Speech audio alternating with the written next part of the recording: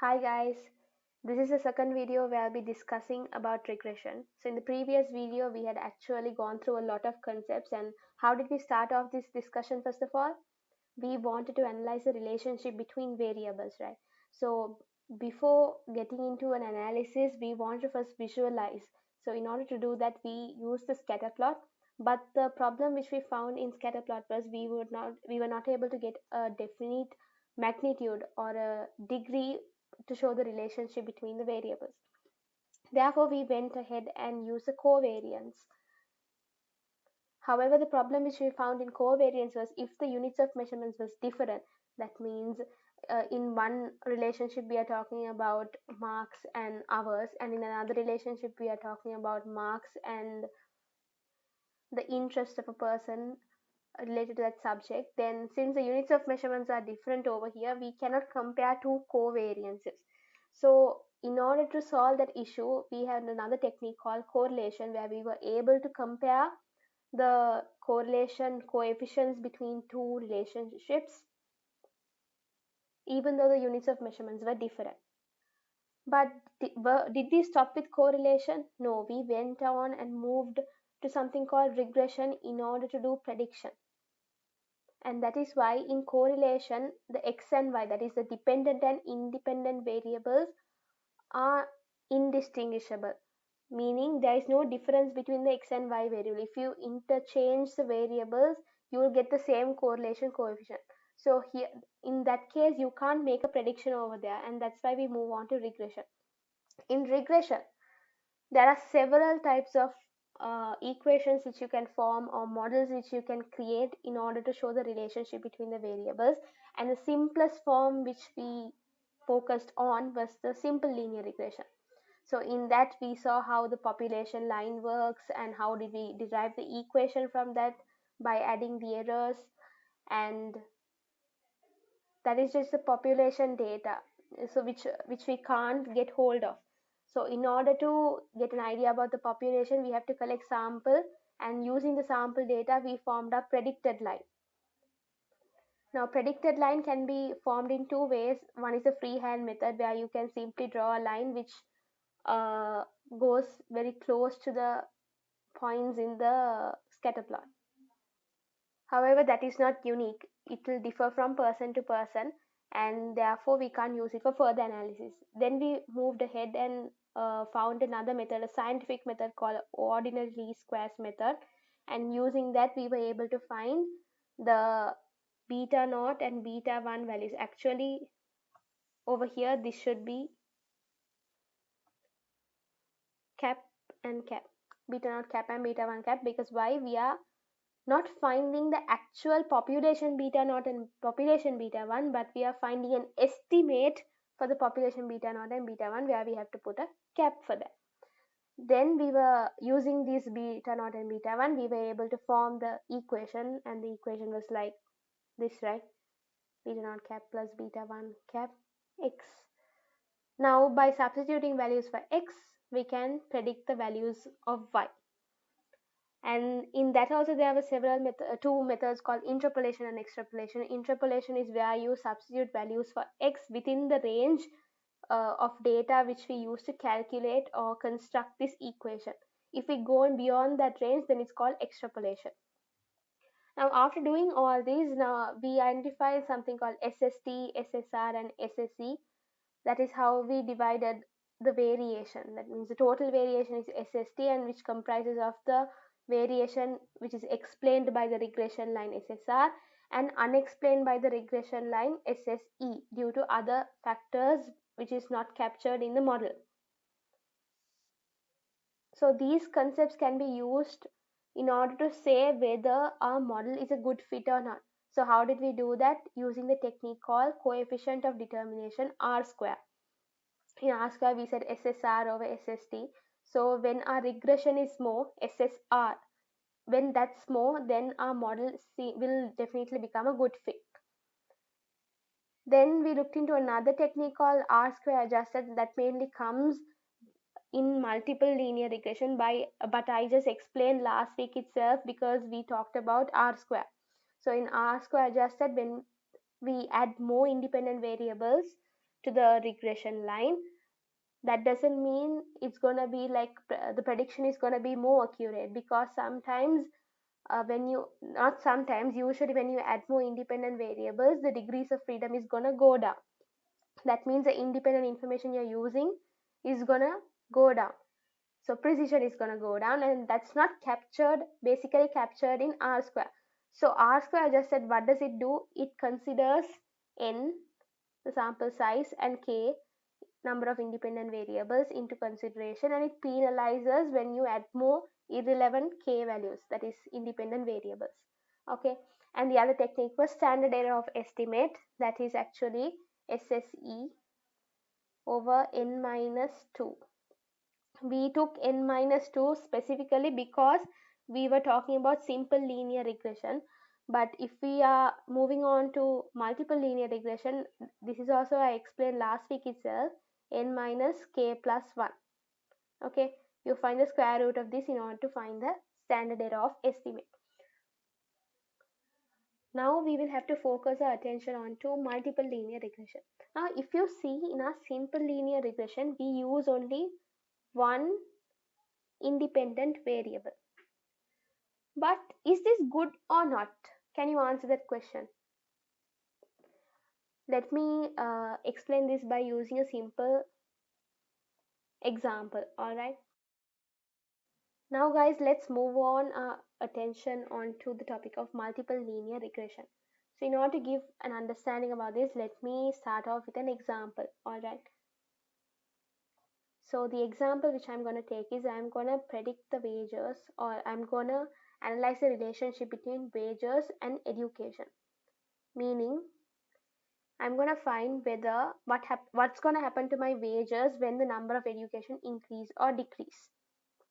Okay, so this would be my regression line, beta naught plus beta 1 education. Alright.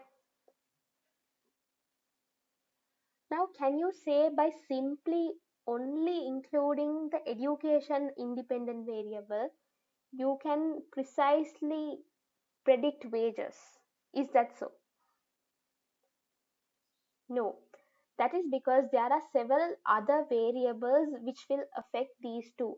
So you all know very well that wages is the dependent or independent. It's a dependent variable, and education is the independent variable. But however, there are other factors, third factors, okay? Third factors which are unseen, or we can also call them confounding factors. Remember this term, confounding factors, which may affect the relationship between wages and education. For example, what about gender? Do you all see a discrimination in the wages based on gender? So there is, have you all seen like males get more salary than females? That is there, right? So gender can affect the relationship. Then what about the experience of the person? So it's not just the education which is going to affect wages, right? The experience also may affect wages.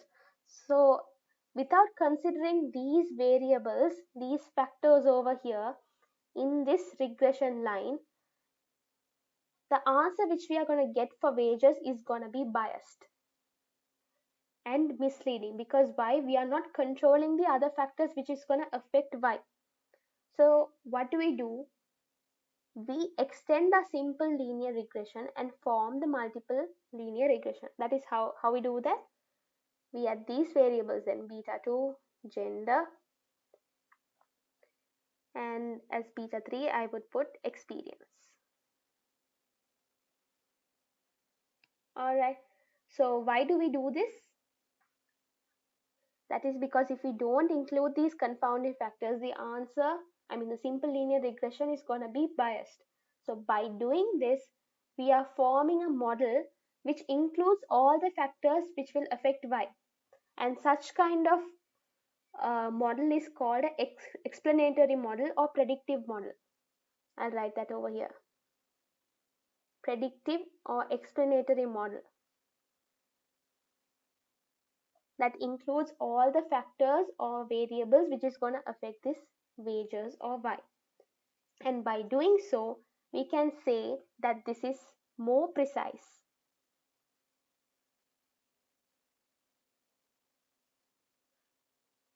And it definitely reduces the level of errors present in the model. Now let's see how the population line for a multiple linear regression looks like. Okay, so we write it as the same thing. So in simple, we stopped with beta naught and beta 1 x itself. Over here, we go on adding variables in. This is x1 I, beta 2 x2 I. So you can add up to whatever you want. And the last one, we write it as beta k xki, and at the end you will have the error term. This is a population regression model for multiple linear regression.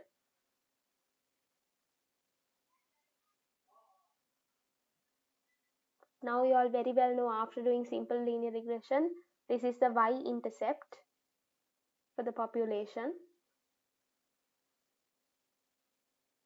and this is the slope of the population. These are the population slopes, and this is the error term. These two are the ones which will have an effect on the variation of y. So this indicates a changes in the independent variable, which is going to cause a change in the dependent variable. But are these the only factors which is going to cause the variation in y? No, there's something called the error term as well, which will affect y, the variation in y. Same as simple linear regression. The only thing is we are going to add more variables over here. As you can see, this is one, this is another independent variable. Likewise, you can add how much you want. All right. Now, if I want to transform my population regression to the estimated model, that is a predicted line, what do I do? What's a simple thing? How to change this?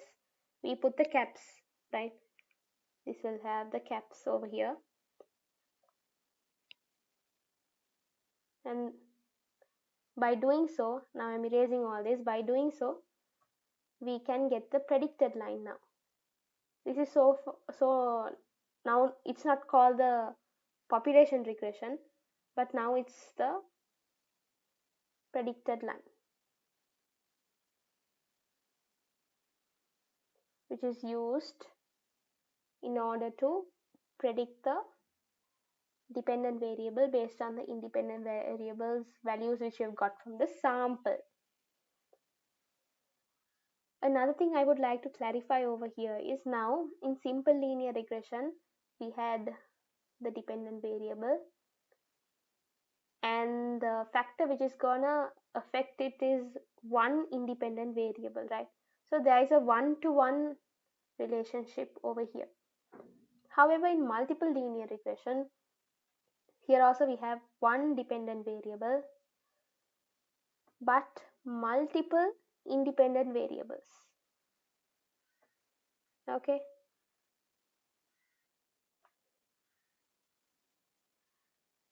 these are my independent variables, which is gonna have an effect on the dependent variable. Now, as I explained before when we were discussing about adjusted R-square, when you keep on adding independent variables, there's gonna be a problem. Why? Your degrees of freedom is gonna reduce. That is because of a problem called, there are two problems over here. When you form a multiple linear regression, that is by adding so many independent variables to the model, two problems arises. One is called overfitting, which means adding too many independent variables in reality to a limited data, you can't say that the prediction is going to be more precise. It can be the other way also. Sometimes when you add more independent variables, the prediction might become worse. When you overfit too much, it's gonna be a disaster. So this is one problem which you can face when forming a multiple linear regression. Then another problem which might occur is something called multicollinearity. Alright, what is multicollinearity means? So we have four independent variables over here. So we say we are trying to find the relationship between these independent variables to the dependent variable. But sometimes there can be a relationship between or among these independent variables as well, like this. That means independent variables can be correlated to each other. There can be some sort of relationship between the independent variables, which is gonna affect our dependent actually it is gonna affect the entire prediction model. Why?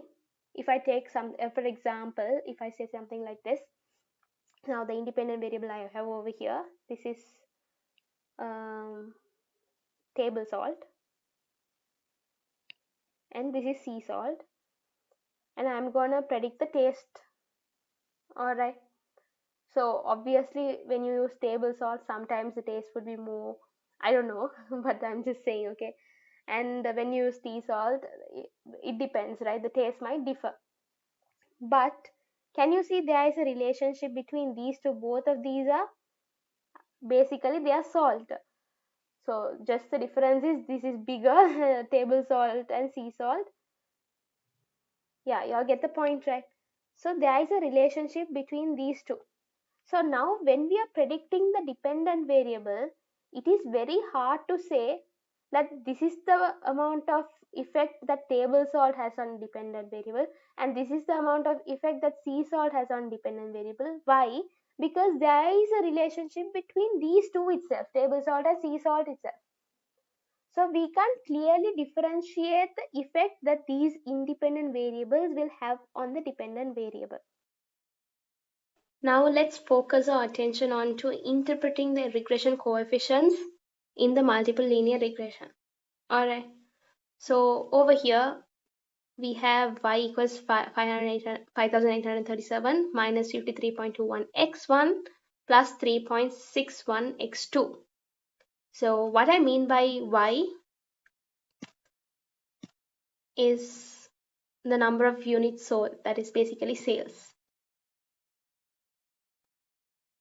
Then x1 is the price of the good and x2 is the advertising expenditure. So we are going to see how is the price of the product and the advertising expenditure which we are spending is going to affect the sales of a particular product. Now you all very well know that 5837 is the intercept, which is beta naught. So how do we explain that? We can say that is the estimated value of y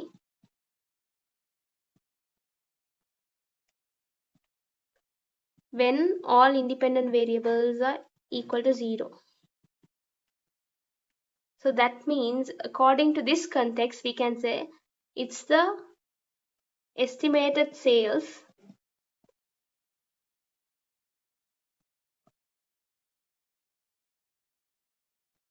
when price x1 and the advertising expenditure x2 are both equal to 0. Okay, so that means when the price is not having an effect and advertising expenditure is not having an effect, then our sales is gonna be 5837.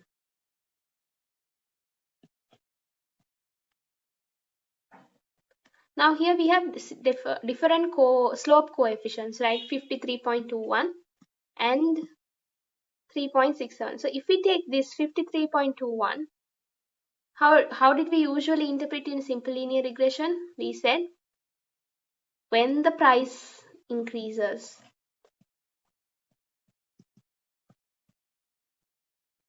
x1 increases by rupees 1 by 1 unit, the predicted sales is estimated to increase or decrease. Over here it's going to be a decrease, estimated to decrease because there's a minus in front of the coefficient, right? Estimated to decrease by 53.21. Now if I finish with this, is this correct or not? No, this is how we did in simple linear regression. But in multiple linear regression, we have to add this part saying we are holding the other variables constant. So what are the other independent variables which we are using over here?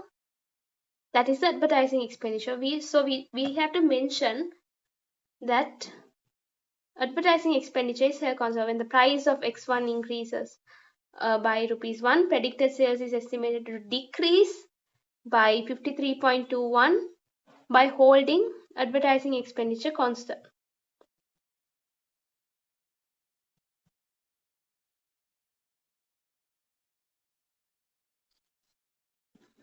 Okay, then if we take 3.61, what is that? That's a coefficient for advertising expenditure. So you say when the advertising expenditure, that is x2, increases by rupees 1, the predicted sales is estimated to, now it's an increase because there is a plus sign over here, by 3.61 when holding price constant. As simple as that. Okay, nothing over here is complicated. All right.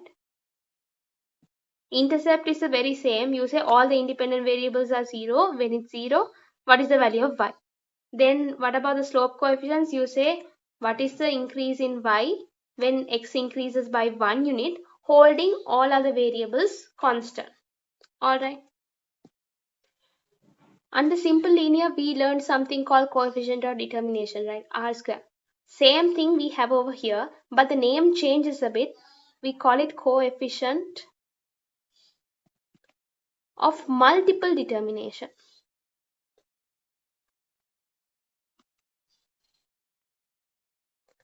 Just the name changes, guys. Nothing, the interpretation is just the same. So if you get 0.7 as your R square, you say 70% of the variation in sales is now explained by not just price but also advertising expenditure. So explained by price and advertising expenditure both. This is the interpretation you give. So in case if it was adjusted R square, let me say if this was adjusted R square, how will your interpretation change then? I'm saying this is your adjusted R square. So you include after considering degrees of freedom. That's it. Alright. So as simple as that. Now with this, I think even multiple linear regression is done. Now we have to talk about the assumptions in regression. Okay, so there are several assumptions in regression. Why do we have these assumptions? To make sure that we fulfill two properties actually. So those two properties are called unbiasedness and precision. Unbiasedness, we denote it like this: the expectation of the coefficient is equal to the population coefficient. So the meaning of this is, what is this? You all tell me, what is this? Beta cap is the estimated coefficient, right, based on sample data. Now this estimated coefficient is just based on one sample, right? But if we find the beta cap For all possible samples, which we can add everything and find the mean of this. E means mean, right? If we add all these possible coefficients of all possible samples and get the mean, that is equal to the population beta, which we don't know and which we are trying to estimate. That is what we mean by unbiasedness. So in order to ensure unbiasedness is there, we have to make these assumptions. And another feature which we have to look into is precision. Precision means now we are finding different coefficients for these all possible samples, right? So let's say the coefficient I'm getting for this is beta 1, beta 2, beta 3. It's the same thing, okay? For different samples. This is the first sample, this is the second sample, third sample. To estimate the population beta. Alright. So do you think all these will be equal to each other? No. Based on the sample data which we have gathered, this is gonna differ. But in precision, what we are trying to say over here is we are trying to ensure that the variability, that means the difference between these coefficients, is less. Okay, so we are going to ensure that the variability, that means the differences or variation of the estimates, of these regression estimates, is less, and therefore we can say it's more reliable now. Alright, so in order to uphold these two features, unbiasedness and precision, we have to make certain assumptions. So the first assumption under regression is the model should be linear in parameters. They are not talking about linear in variables. They are saying linear in parameters. Now here in the first one, let's see x. By looking at x, we can say this is linear. By looking at beta naught and beta 1, we can say these two are also linear. Now if you look at the second one, x has a degree. So when there is a degree, it's not gonna be linear anymore. So it's non-linear. However, non-linear in variables. This is also in variables. But if we take the parameters,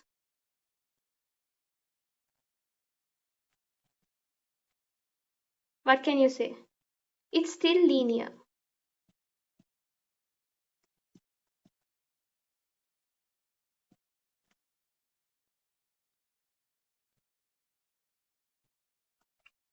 Now let's take the other next example. X, good, there is no degree attached to it. So this is linear in variables. But if we consider our beta 1, though beta naught is linear, our beta 1 is non-linear. So when the parameters are non-linear, we can't use that in ordinal least squares method. Now the next example over here, 1 over x1, linear or non-linear? Non-linear. What about x square? That is also non-linear. However, non-linear in variables. If we take the parameters beta 1, beta 2, beta 3, no issue at all. They are all linear now. In the next final one, you see there is x2, and which means this is linear in variables. x2 into x3, no, not anymore, non-linear in variables. What about the regression coefficients? Beta 1 square, there is a degree attached to it. That means It's non-linear. What about square root of beta 2? That means beta 2 to the power half, right? A degree attached to it. So non-linear. Beta 3 is linear. So even if one parameter becomes non-linear, we can't use that. The basic assumption which we have in regression is we assume that all the parameters are linear. Then let's move to the next assumption that says non-zero variance of independent variables. The independent variable should have non-zero variance.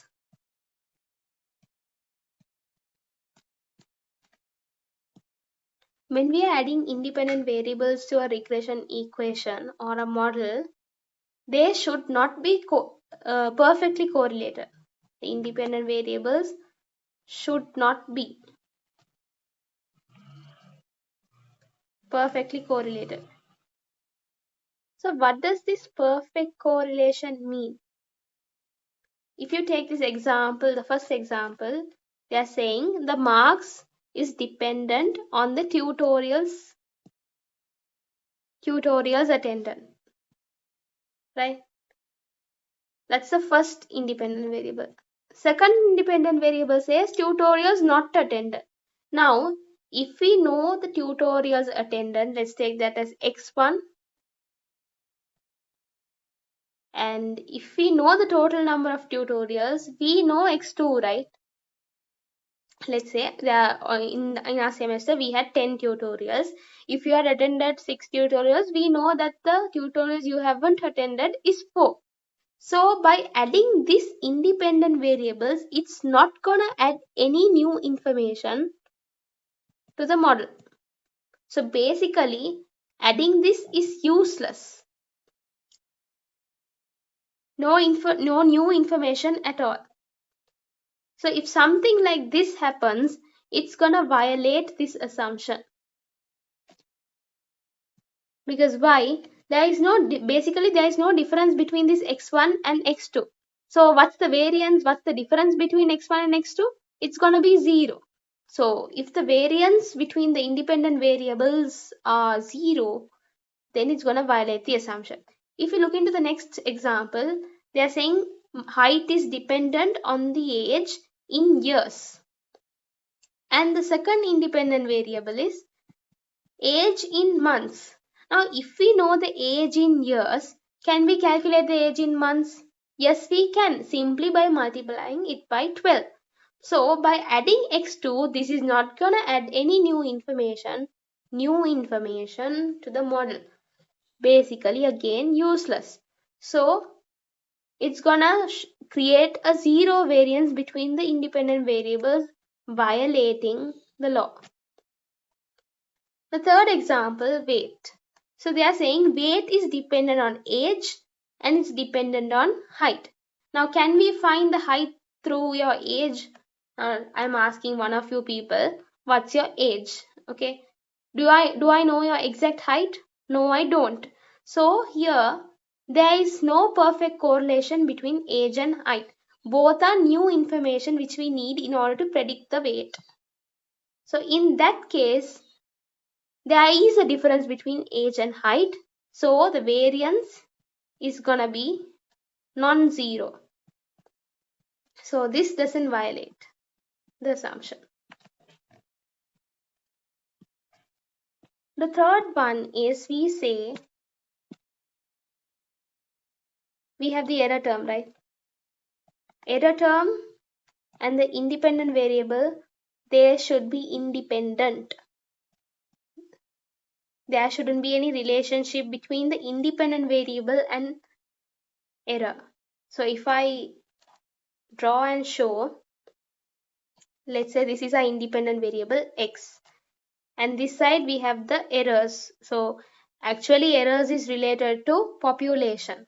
Okay, we use the error term when we are dealing with population. When it comes to sample, we have to use residuals.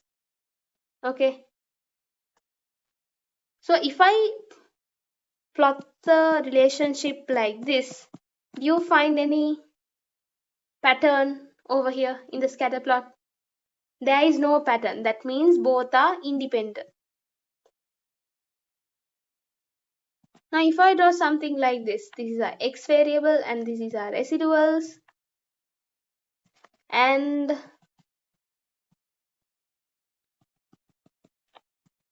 it looks like something like this if I plot the points. Do you identify a pattern over here? Yes, it seems like there is a U shape. So here independent variable and the residuals are not independent. If I take another one, same, here we have the x and here we have the residuals. Alright, let's say it's like this. Do you see a relationship or a pattern? Yes, it's a straight line relationship moving downwards.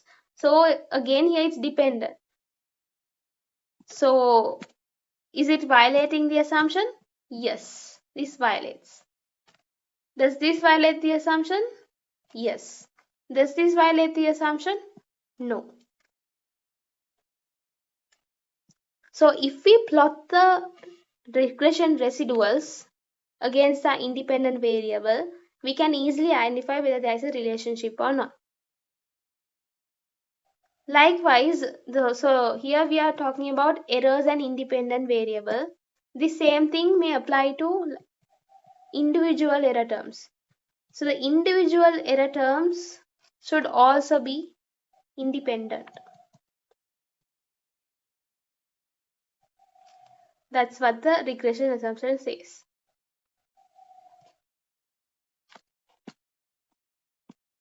You all don't have to have a deep understanding on this, just a rough idea on what is this would be really great enough. That is itself is enough. Okay. Now the next assumption says that the error term should have a constant variance for all values of x. So I'm here plotting the x values, and again we can't plot the errors because we don't know the errors because it's based on population data. What we have is the residuals. Alright, so when x increases, we see the error is becoming like this.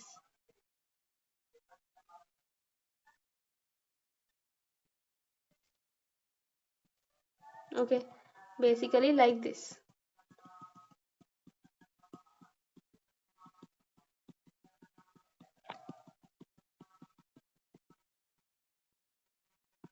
That means when your x is increasing, now I'll mark a point like this for your understanding. Okay, now see, when x is increasing little by little, the error terms are moving away. You see that, right? Error terms are moving away. Let me increase it further over here. Now errors are moving far more beyond the previous x values, right? That means when the x value was low, we had a small variance, and when the x value is big, we have a large variance. So is the variance constant? No. So here it's basically violating. In order for a regression model to preserve unbiasedness and precision, this should not be the case. There should be constant variance among the error terms. Okay. And the last assumption which we say is the data we collect should be collected. It should be collected from random sampling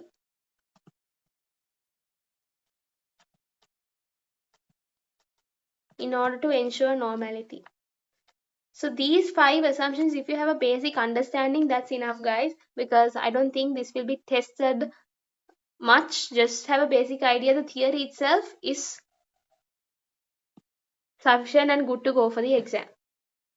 Alright, guys, so now that we have found a method to predict y, that is by estimating the values of all the regression coefficients, beta naught, then beta 1 if it's simple, then we go on to estimate beta 2, beta 3 if it's multiple linear by adding in more independent variables, right? So by doing that, we have constructed our regression model. But here comes another question. Now, how can we say that these are the independent variables which is going to significantly impact our dependent variable y cap? Are these the significant variables which are going to affect the value of our predicted variable y cap? How can we definitely say that? We do not have any scientific proof. And you all need to keep something else also in mind, that is the values which we have calculated over here, these beta naught 1, beta naught, beta 1, all these values is based on just a single sample. That is, we collect data from just one sample, and using those data we estimate the value of these regression coefficients. However, if I had taken another sample, do you think that these values, the values of these beta naught and beta 1 would have been different? Yes, right, there is a possibility. That means the estimated value of these beta naught and beta 1 is gonna definitely differ from sample to sample. It's not gonna be the same as what I have calculated from one sample.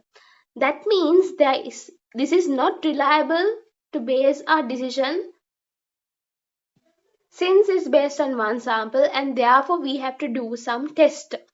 And that testing is called regression based inference, where we apply hypothesis testing about the slopes.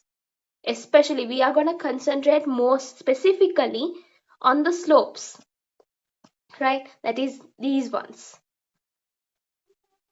in order to say whether this is like a good fit or not. Alright, so there are multiple tests which we do. Basically, there are 4 main tests. So the first one is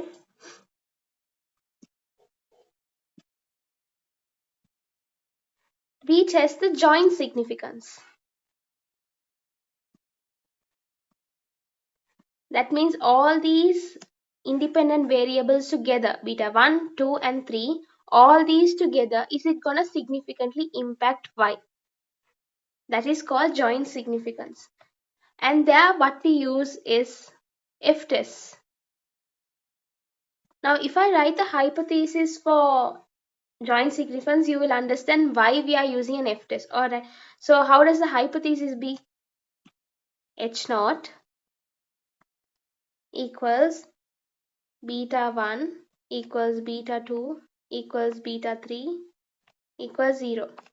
Now why am I equating these coefficients to 0? That is because, now let's say I'll take just one regression coefficient away. Let's take only beta 1. Okay, if the value of beta 1 is 0, then 0 and into whatever you multiply, okay, anything you the value of x, it's gonna give the answer 0, right? That means this will not have an impact on our y. So that is what we are saying in the null hypothesis. Usually null hypothesis, what do we say? There is no impact of the beta 1 on y, and in the second one h1 we say there is an impact of beta 1 on y. So that is the reason why we equate these coefficients to 0, because if you make this 0 into whatever you multiply, this whole thing becomes a 0, not affecting our dependent variable. Okay, I hope that's clear, and that's why we equate this to 0. So here in joint significance, we are going to equate all these coefficients to 0, saying that all these coefficients together is not going to significantly impact y cap. And in h1, what do we say? Even if at least one of these regression coefficients affect y, then that comes under h1. So I'll write at least one. Instead of writing everything, I'll say bj, okay, is not equal to 0. So if I say bj, this can be not equal to 0, or this can be not equal to 0, or both these can be not equal to 0, or all three can be not equal to 0. There are various combinations. So I don't have to write all those combinations in h1 if I write like this now. Alright, so that is how we did in ANOVA as well. This is like, when I write this, you should have remembered ANOVA hypothesis. So in ANOVA, what was the test we used? When we are doing a test for multiple coefficients or multiple values, we use the F test, right? So here we use the F test. Then the next one is we check for individual significance.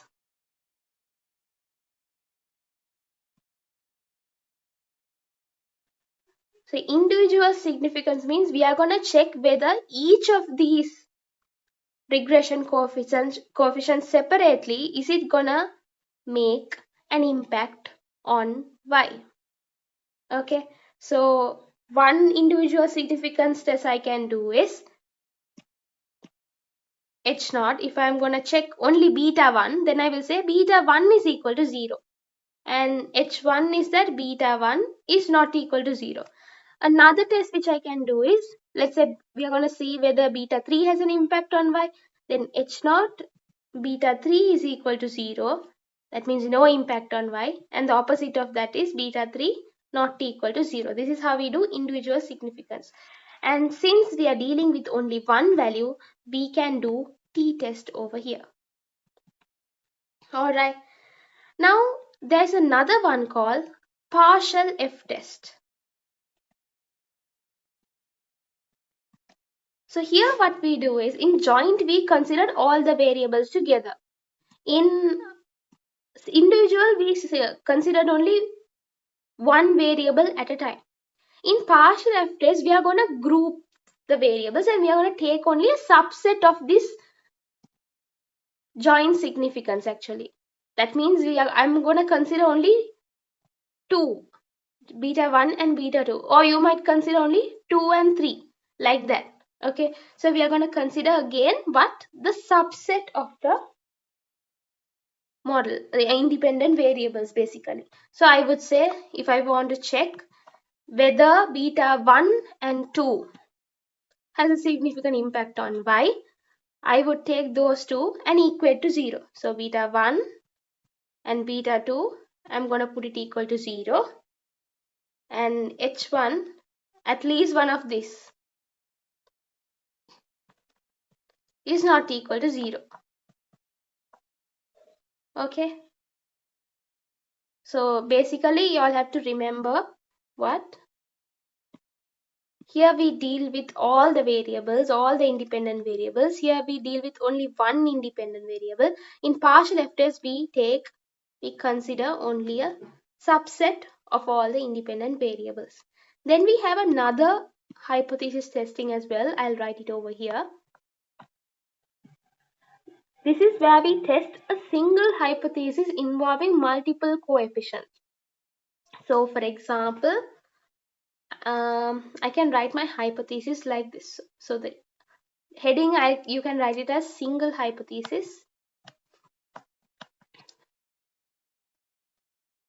Multiple coefficients. Okay, so H naught could be like, if you want to test whether beta 1 is equal to beta 2. Okay, so H1 will be like, now I can write the same thing like this, right? Beta 1 minus beta 2 equals 0. If I bring this beta 2 to this side, then beta 1 minus beta 2 equals 0. So my H1 I could write it as beta 1 minus beta 2 not equal to 0. So here if you can see, I have considered two coefficients in my hypothesis. So for those kind of things, there are two methods actually. One method is that we can use the something called direct t-test. Something called direct t-test. That is one method. And another method which we can use is we have to transform the regression equation, and after that we can do some method, we can apply hypothesis and continue and find the answer. Okay, so these are the ones which we'll be going through right now. So in the first one, joint significance for F test. Now we have formulated the hypothesis. The next step is we have to find the test statistic. So since this is F test, we have to find the F stat. How do we find the F stat? Using the It's like similar to the ANOVA table. Alright, so what did we write in ANOVA table? We had the sum of squares column, and then the degrees of freedom, and then mean sum of squares. If you all have forgotten this part, it's okay. By looking into this, you all can revise ANOVA as well at the same time, and then we can calculate our F stat. If you all remember, for the ones who remember, you all would say that here we put among groups and within groups. That's in ANOVA, right? This is among groups and within groups. That's in ANOVA. In this particular test, joint significance, here comes the regression. That means what is explained by the line, regression line. And then we have the error term. Not the error term, these are the errors. These two together will make the total. Okay, so here this is SSR, this is SSE, and this is our SST. I hope you all haven't forgotten that in the first video I told you all how to find SSR, SSE and SST. Most probably in the exam Miss will be giving these values SSR, SSE, and I hope you all know how to read those from the Excel output, right? In the Excel, first they give, when you apply that regression in the data analysis, first they'll give you the what are the values, like R square, adjusted R square, standard error, all those. Then after that you get a table like this. That's the ANOVA table again, yeah. Where they give the sum of squares, degrees of freedom, mean sum of squares, and the F test. And there's something else called significance F as well. Over here there's something called significance F. Meaning of that is that's the p-value of this F stat which we have calculated. Okay, so based on the p-value also you can say whether to reject or accept the null hypothesis. Okay, this is in Excel. And after that you get the other table where you have the values for the coefficients, so intercept, then the slopes, you will have the values, exact values for that. And next to that there will be the t values, t critical values, then the standard error, confidence level and all. Okay, if you look into the slides, there are enough and more questions with these data. Okay, so from this table over here, the second table, you can find the values for SSR, SSE and SST. If I revise quickly, SSR, what was the equation? It was the difference between predicted line and the mean value, right? Then SSE is where that blue color point has gone way beyond the black color point. That is actual y value, and the difference between that and our predicted. And SST is the total difference, that is the actual minus the mean. This is how we get this. Okay, then the degrees of freedom is k, n minus k plus 1 and n minus 1. Okay, how did we get k? Because actually I'll come from the other way. Okay, now if you see over here, y bar, this is our y bar. So when we have calculated a mean value, our degrees of freedom is n minus 1, right? That you all agree. Then if we take a predicted line, we have calculated two coefficients, beta naught and beta 1. So when there is only one independent variable, that is beta 1, then we add another one, subtract that from n, and we get n minus k plus 1. So if this is n minus 1 and if this is n minus k plus 1, this is k. That is how we get the degrees of freedom. Then if you divide this SSR by k,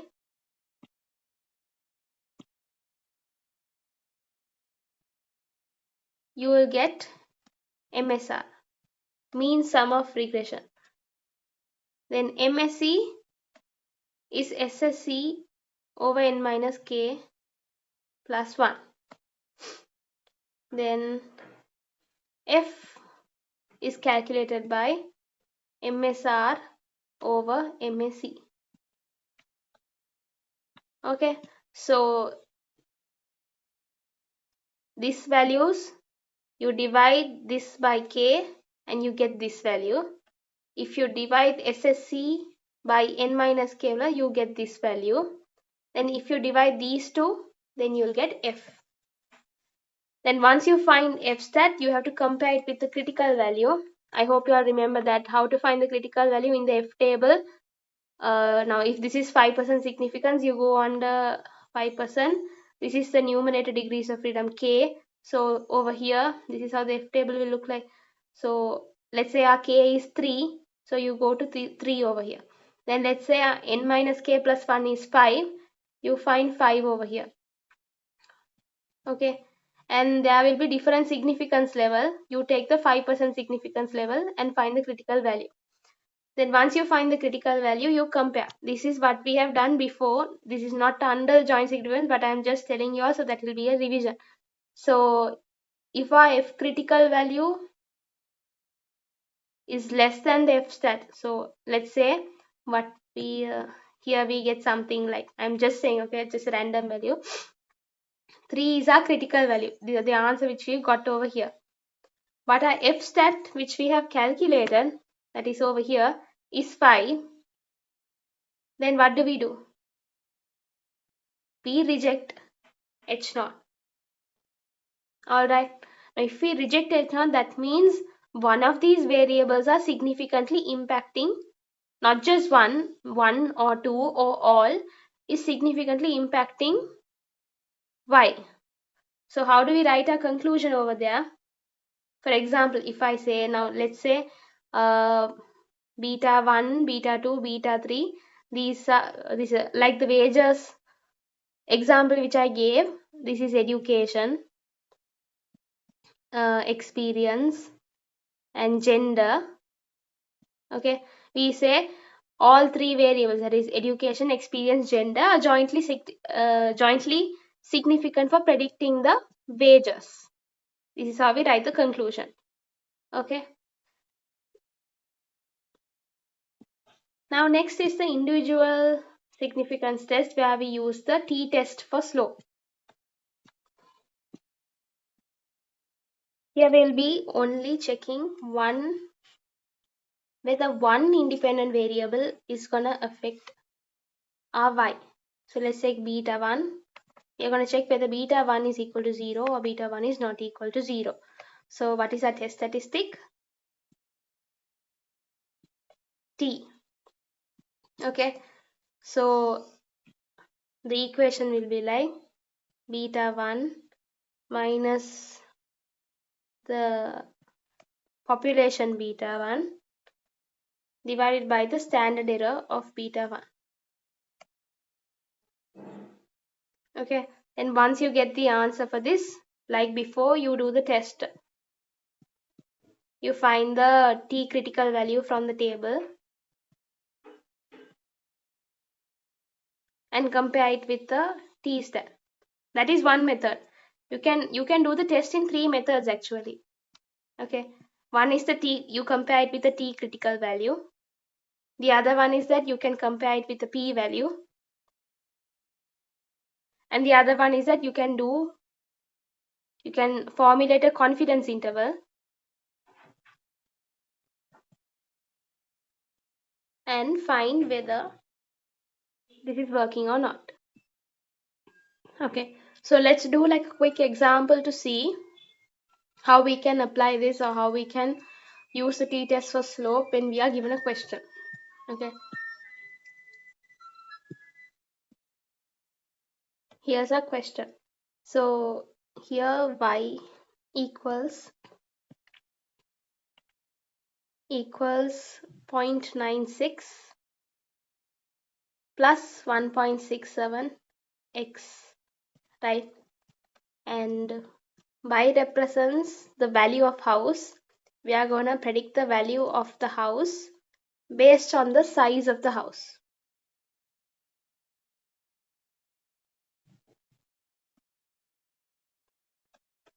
Okay, so this 0.96 is what is the intercept, and 1.67 is the slope coefficient. Now I'm gonna test whether this 1.67 beta 1 has a significant impact on y. To do that, what do? I write the hypothesis. What h0 and h1, where h0 is beta 1 equals to 0 and beta 1 is not equal to 0. Now I have to find the test statistic. That is to find t stat. So that what do? We take the actual value of beta 1, that is 1.67. Write it like this. Okay, this 1.67 actual value of beta 1, 1.67, and we subtract the hypothesized value of beta 1, that is the 0, and I divide it by the standard error of beta 1 cap. So what is the standard error of beta 1 cap? That is what you get over here, 0.16.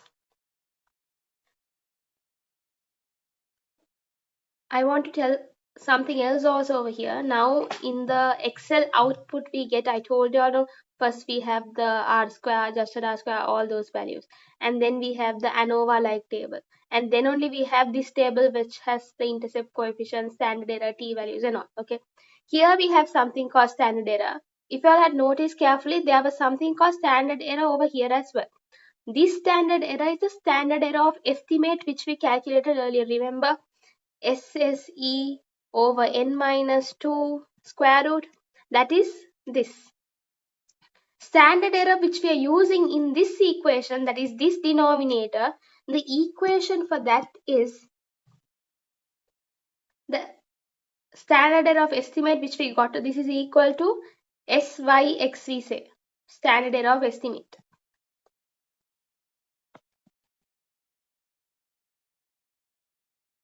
So we take that SYX, okay, and we divide it by x minus x bar whole thing square, and we take the square root. This is what we mean by standard error of beta 1 over here. That is, you get it in this table, in the third table in the Excel output. So what is that one over here? That's this 0.16, right? This 0.16. So if you find, if you simplify this, you'll get the answer as what? You'll get the answer as 10.44. Okay, now let me erase this quickly. If we continue with the test, as I said before, we can apply three things. We can compare with the t-stat with the t critical value, then p-value, and the confidence interval. Okay, let's take this first, the test statistic which we calculate 10.64. Again, if you had noticed, this 10.64 is given in the Excel output as well. So sometimes for the exam, they might give this column or they might not give this column, where we'll be asked to find using this equation. Okay, so this is our t-stat. Then we have to calculate, or not calculate, we have to find the t critical value from the t table. How do we do that? In order to find the critical value, we need to know two things: alpha and the degrees of freedom. Alpha is, here we are calculating 5% significance level. So by default, Excel output gives a 5% significance level. Then degrees of freedom is n minus k plus 1. Okay, so using these two using these two values, you can find the t critical value. Now this is a two-tail test, right? So if it's 5% significance level, this side it will be 2.5%, and this side it will be 2.5%. So the critical value, So what's the degrees of freedom according to this question? I haven't mentioned the number of values, right? Let's say there are 14. Okay, let's say there are 14 elements in this regression, and if we deduct, there's only one independent variable. 1 plus 1 is 2, so the degrees of freedom is 12. So if you use the 12 and if you go into 5% significance, you will get something like, I think, 2.179, and this is minus 2.179. Okay, now our our t state 10.64 goes way beyond somewhere over here, right, in the rejection region. So we can say, since the test statistic in the critical region, we reject H0. Okay, so that's our decision.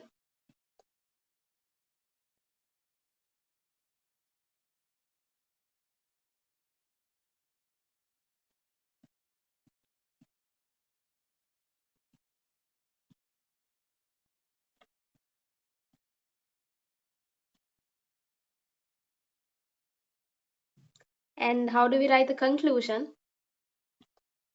Y'all think for a bit, how do we write the conclusion? What are we actually trying to find over here? Whether our beta 1 is significantly impacting Y or not, right?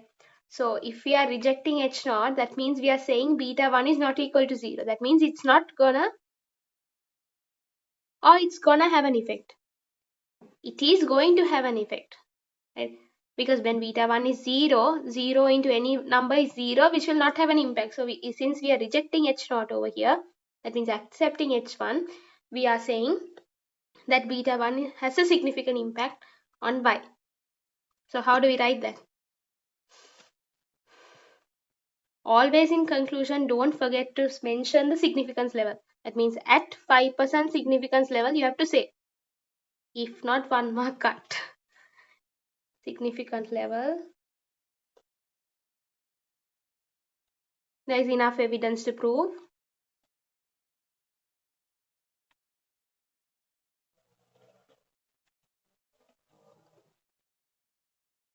that beta 1, that is size, right? The size of the house has a significant impact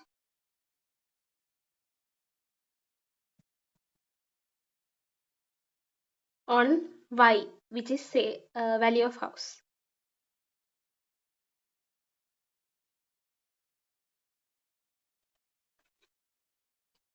Okay, so this is how we do the t-test. Then if we want to compare with the p-value, how do we do that? We take the p-value and the significance level. So p-value, what's the p-value? It's 0 for size. 0. Then alpha is 5%, 0.05.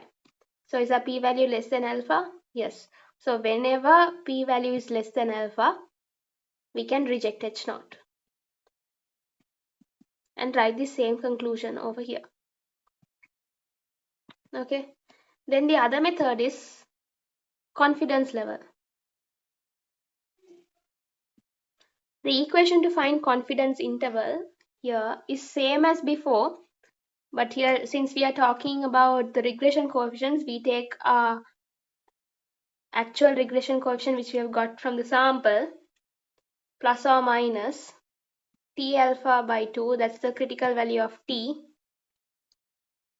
Okay, the critical value which we found before I erased, there was 2.179, right? That is the critical value of t. Based on what's the degrees of freedom? N minus k plus 1. Okay, this is a critical value, and then we multiply it with the standard error. So what's our standard error? This 0.16, this one, or this one. You can say that's a standard error. So we multiply with the standard error of beta 1. So if I substitute the values, what would it be?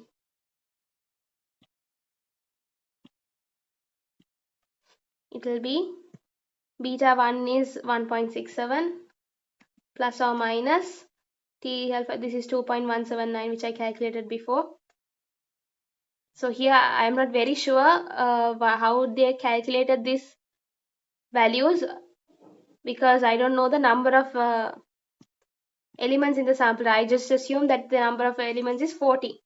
So based on that only I calculated the degrees of freedom as well, guys. Okay, and then I have to multiply with the standard error, which is 0.16. This thing is also troubling.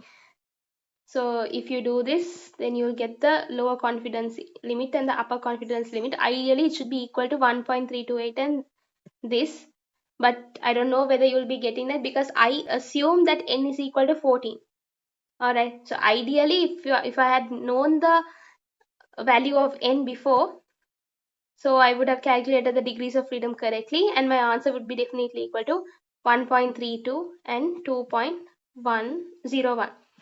Now our hypothesized value is 0.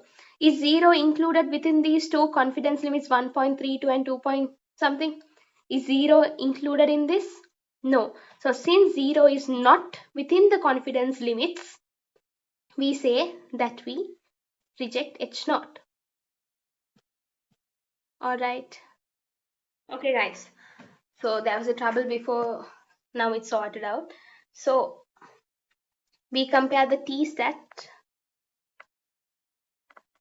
and the critical value.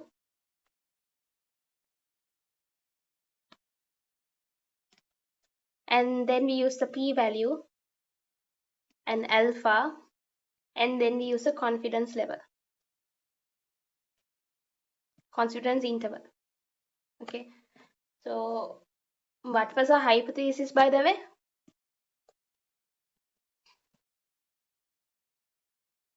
This is the original hypothesis. What is that?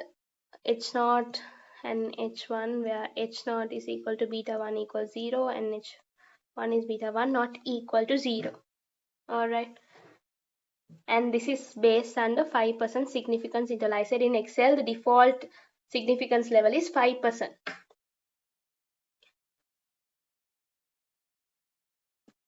Now if I want to do another hypothesis test, let's say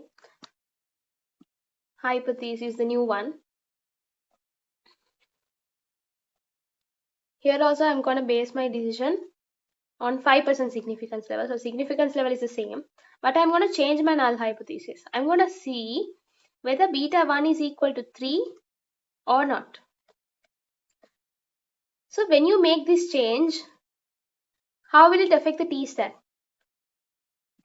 T over here.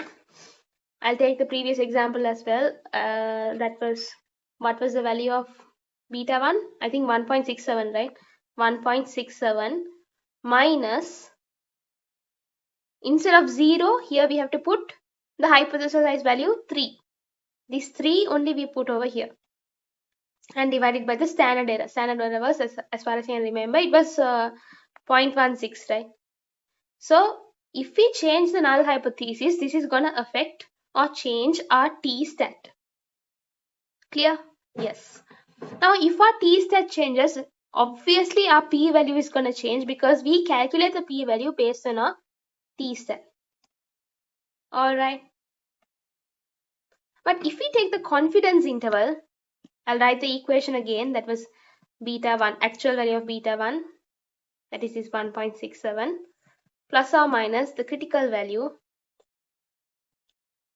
that was, according to my assumption of n equals 14, it was 2.179, and we multiplied with the standard error of beta 1, which is what was standard error? 0.16, right? Yes. Okay. Now since I changed the hypothesis into 3, beta 1 equals 3, is it gonna affect my beta 1 1.67? No. Is it gonna affect my degrees of freedom? No, because degrees of freedom is based on the significance level. Yeah, degrees of freedom is based on the significance level alpha. Alpha is still the same, and the number of values in the data, that is also still the same. Is it gonna affect my standard error? No again. So even if we change the hypothesis into some other value, our confidence interval remains the same. That means we can take the decision whether to reject or accept H naught for this hypothesis even by using the confidence interval which we have found over here. Why is that? Because our confidence level, that is this 5%, remains the same. 5% is the same. That's not changing. Because of that, we can use the confidence interval which we have calculated over here even if the null hypothesis has changed from 0 to 3. But however, our t-stat changes and p-value changes. So that means if we are changing the null hypothesis, we have to recalculate these two again. Now let me take another example, another hypothesis.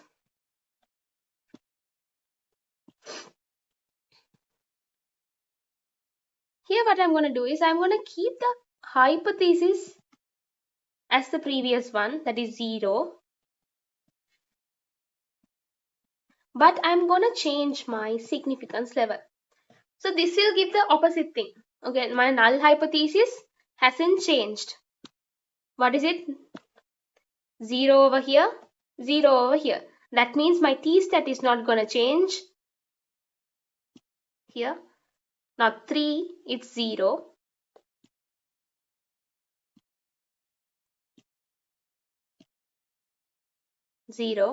So my t-stat is not going to change. Because my t-stat remains the same, my p-value is also not going to change.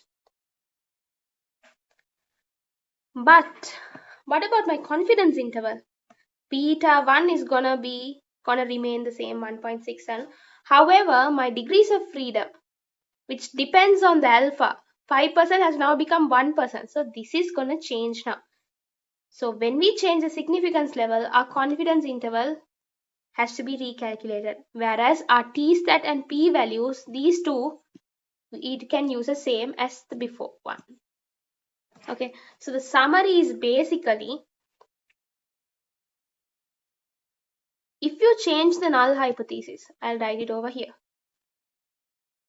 If you change the null hypothesis,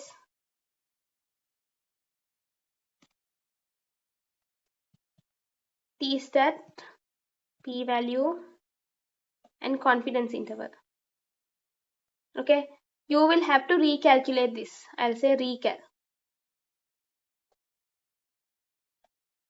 Since p-value is dependent on t-stat, you have to recalculate this also. But confidence interval, you can use the previous one itself.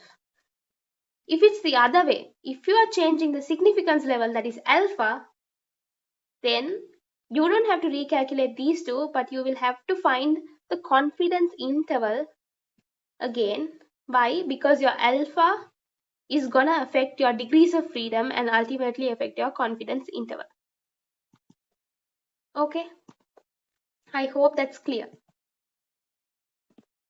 Now let's move on to partial F-test. There, what we are gonna do, we are gonna test a subset of the regression model. That means a portion of the regression model, whether it's significantly impacting Y or not.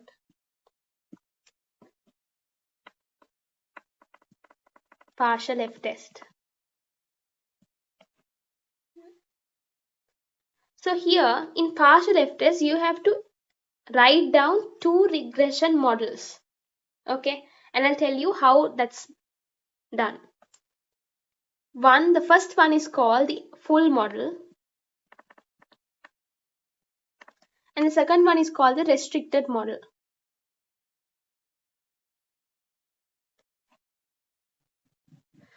In the full model, you will write the model with all the variables, with all independent variables.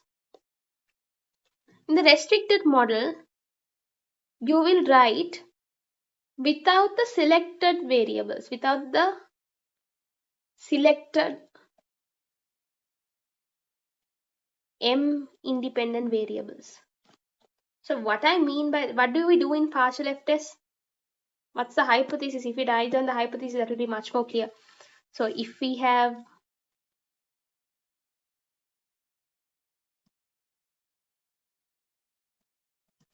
1, 2, and 3 independent variables, I'm going to check whether my beta 1 and beta 2, just these two, are they going to significantly impact my y? So this is equal to 0. Then at least one beta j is not equal to 0. So in the full model, I said we have to include all the variables. That means 1, 2, and 3. So how do I write that? Y equals beta naught, basically everything. Okay, x1, beta 2, x2, and beta 3, x3.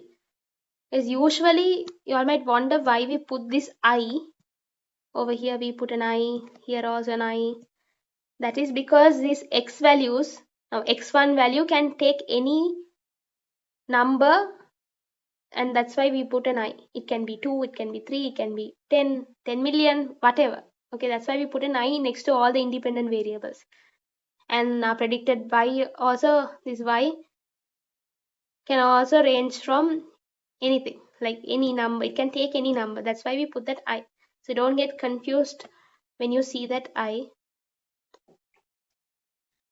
Now we are going to test whether beta 1 and beta 2 has a significant impact on y, right? That is these two.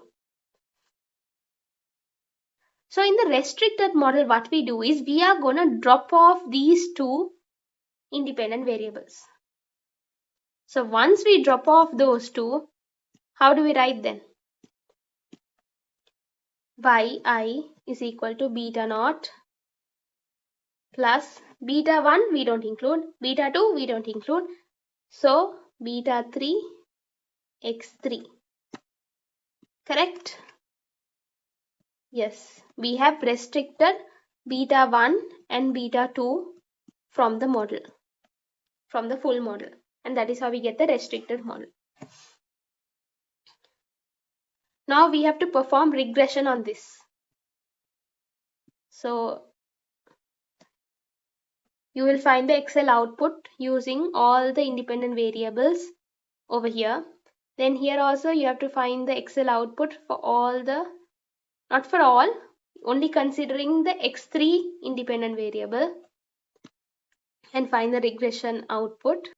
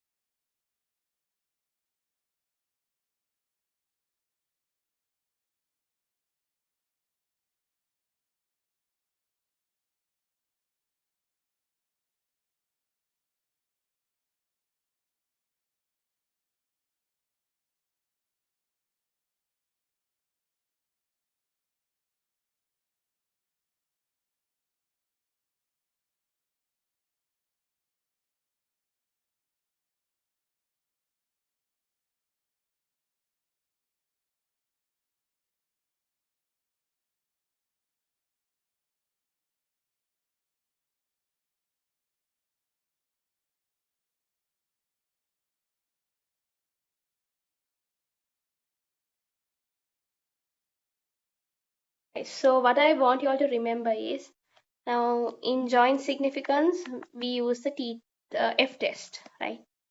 Then in individual significance we use the T test. Then to find the portions, to see whether the subset of the regression equation is significantly impacting Y, we use the partial F test. Okay.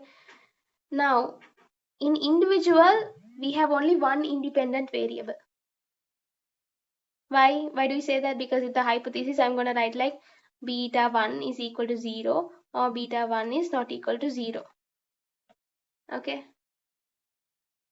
And joint significance is like where we have all the variables beta 1, beta 2, beta 3 is equal to 0 and beta, so sorry, we say at least one of these is not equal to 0.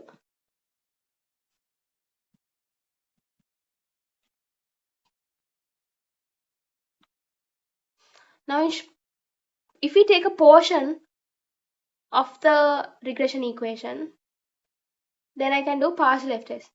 Let me say that I do a partial F test like this. I'm going to only consider beta 1 equals 0 and beta 1 not equals 0. So here I can, what is my restricted variable? Beta 1. So I can form a full model and restricted model. Like full model will have all the variables. Restricted model will not have this beta 1. So it will be, the restricted model will be beta naught plus beta 1 will not be there. So beta 2 x2, beta 3 x3. This is how it will look. So we find the regression for this. So we do the regression for this and we do the regression for this. Based on that we find the F stat 10. We go ahead. So if we take only one independent variable and do the partial F test, then the answer which we get over here is similar to that of the individual significance T test. So the last part under regression inference, regression based inference, is where we talk about single hypothesis involving multiple coefficients. So this we weren't taught in much depth, but I'll go through it. I don't think that this will be tested, but I'll just go through it so that you all have an idea on what is this and what we are doing actually under this topic. Okay, so in order to, let me first give an hypothesis where we have two coefficients or more than one coefficient basically. Okay, so we are gonna test beta 1 equals beta 2. So this can be written, right? If I bring beta 2 to this side, beta 1 minus beta 2 equals 0. So h1 is beta 1 minus beta 2 not equal to 0. In order to move further, we can do actually two things. We can use direct t-test or transform the regression equation.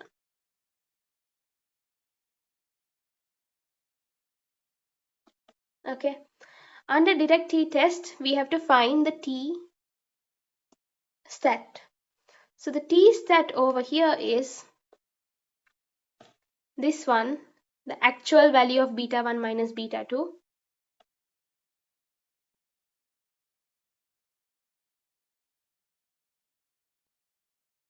which we get based on the sample. Then we have to subtract the hypothesized value of beta 1 minus beta 2, that is this 0, and divide it by the standard error of beta 1 minus beta 2. Okay, so this part over here, the standard error, how do we find that standard error? It's a bit different, guys.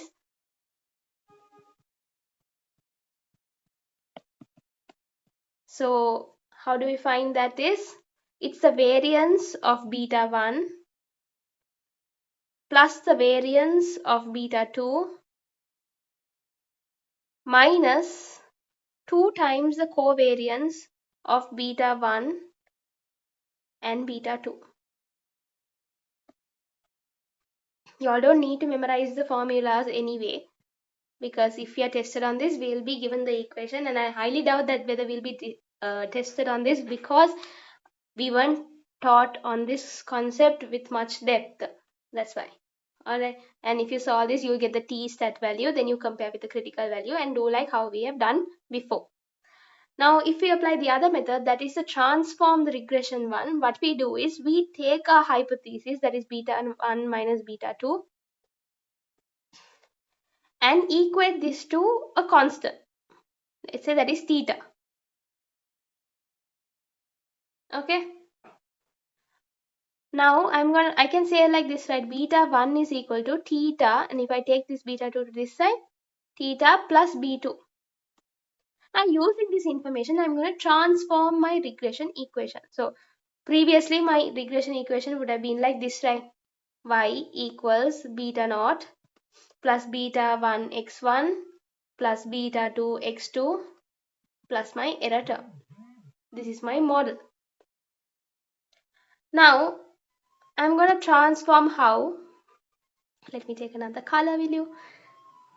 So instead of beta 1, I'm going to write theta plus b2. So over here, instead of beta 1, I'm going to write theta plus b2. And the rest is the same. No change. So x1, beta 2 x2 plus plus beta naught and y. Now if I solve that, what will I get? Theta into x1, right? Theta x1, then beta 2 into x2 plus beta 2 x2.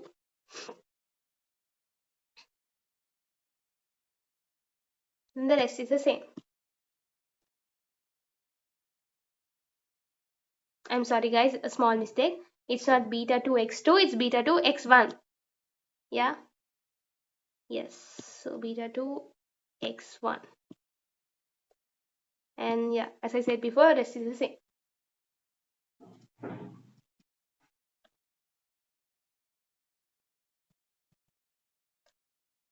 Now if you notice over here, these two, I have a common term, that is this beta 2. So I can take that beta 2 out and write x1 plus x2. Yes.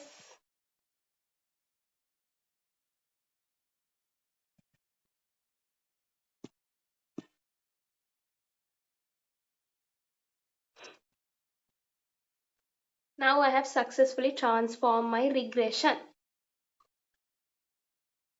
Now what I say is, we have to form a hypothesis. So in our hypothesis, we are going to equate this beta 1 minus beta 2 to 0. Right? The same thing, beta 1 minus beta 2 to 0. Instead of that, I can write theta equals to 0, right? Why? That is what I have written over here. I hope you all can see that. Beta 1 minus beta 2 is my original hypothesis. But I am going to write beta 1 minus beta 2 as theta because that is how I have taken over here. So if theta is equal to 0, if that's our h0, then h1 is theta not equal to 0. Then after that we continue the same thing. So our t stat over here would be the value which we have got for theta minus 0 over the standard error of theta. Okay. If you have a basic understanding on this, that is very much enough, I guess, based on the fact, and I'm trusting on the fact because this was not taught in much depth. Okay guys.